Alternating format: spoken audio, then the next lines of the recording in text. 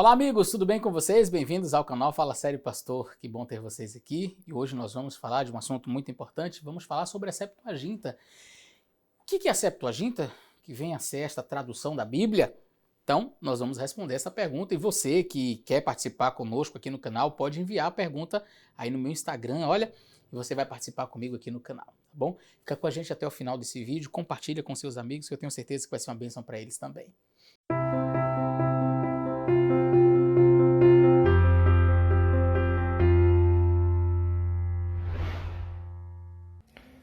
Pastor Eliazar, tudo bem? Aqui é o Marcelo de Curitiba. Eu sou adventista batizado há pouco tempo. Eu tenho uma pergunta para você. Uma pergunta que eu tentei pesquisar, não encontrei resposta. Eu até anotei aqui a pergunta. Você pode me dizer, ou pode me ajudar a entender, quem convocou os sábios que fizeram a tradução da Septuaginta, né? Quem pagou por isso? Quem fez esse investimento? E qual foi o interesse em fazer essa tradução, né? E dentro desse aspecto todo, qual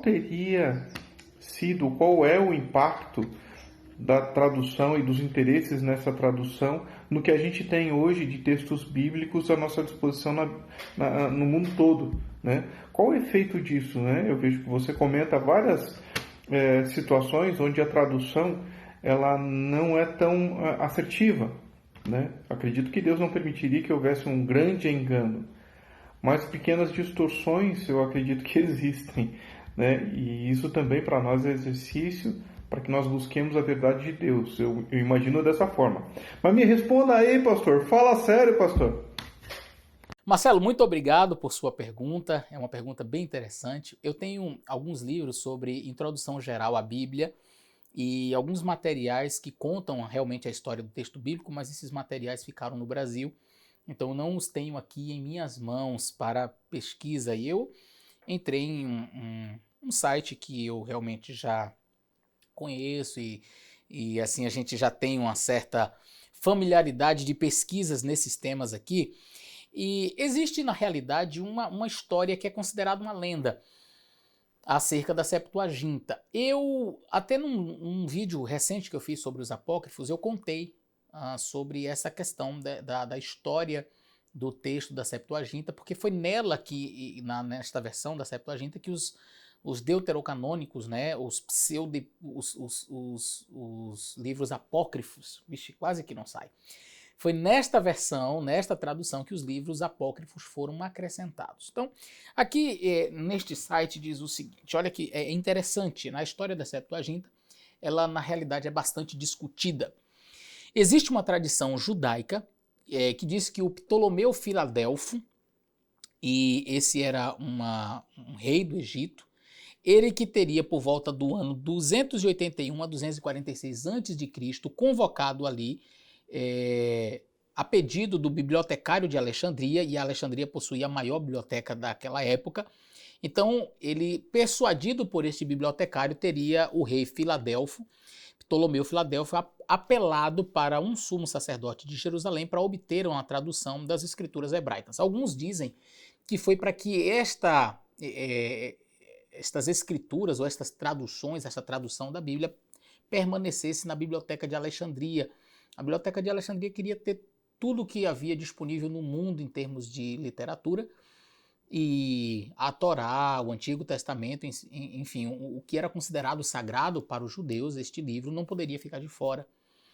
Então, alguns vão nessa vertente. Outros vão pensar de maneira diferente, de que foi para servir aos judeus que viviam naquela região de Alexandria. Mas vamos continuar aqui a leitura. Então, mais ou menos no ano 250 a.C., foi reunido ali na ilha de Faros, próximo de Alexandria, em torno de 72 pessoas, 72 anciãos, com o objetivo de traduzir a Bíblia dos judeus para o idioma grego.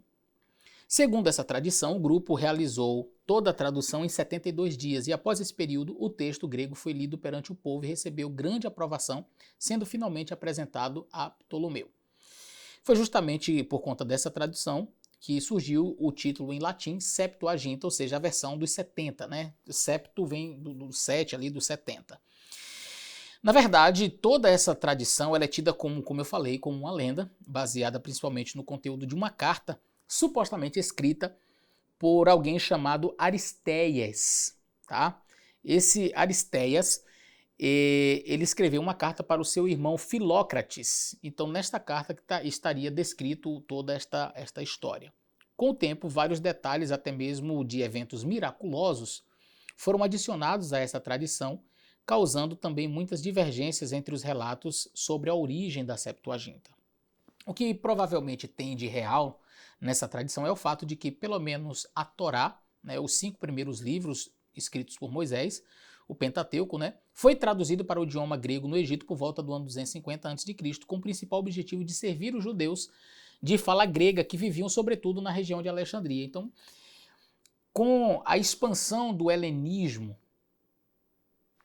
ele estava realmente ganhando espaço em todo o mundo, foi importante essa tradução para judeus que moravam ali naquela região, e porque eles não tinham tanta familiaridade com o texto hebraico, até porque, assim, naquela época, diferente de hoje, a gente não tinha assim, muitos livros, né?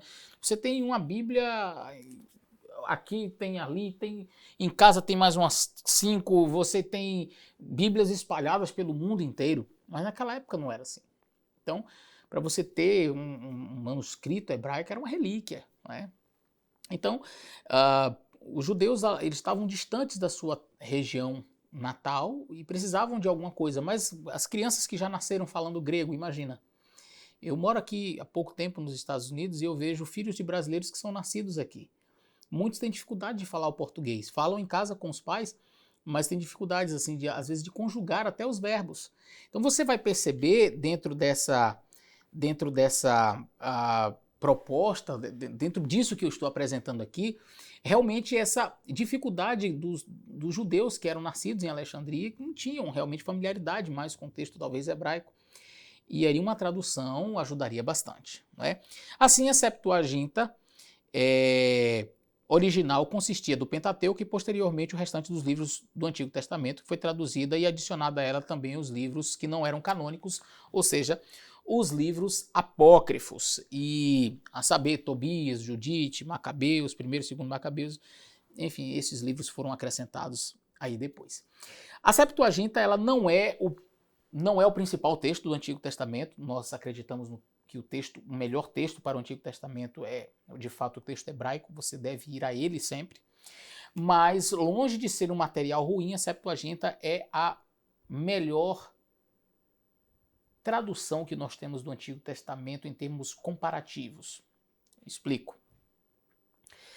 Você pegar uma tradução do hebraico do século X depois de Cristo é uma coisa.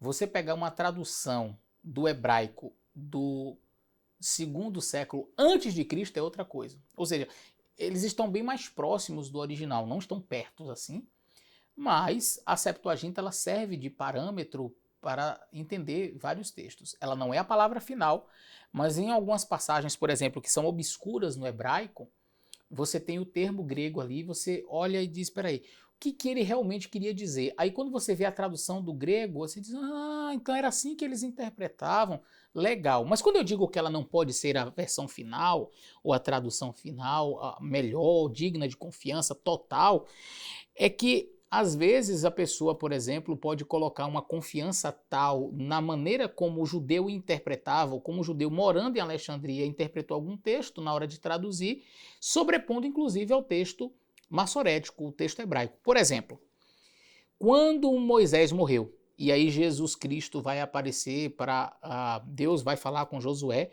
e dizer para ele, olha, o meu servo Moisés morreu. E no hebraico está assim, meu servo Moisés morreu. Ponto.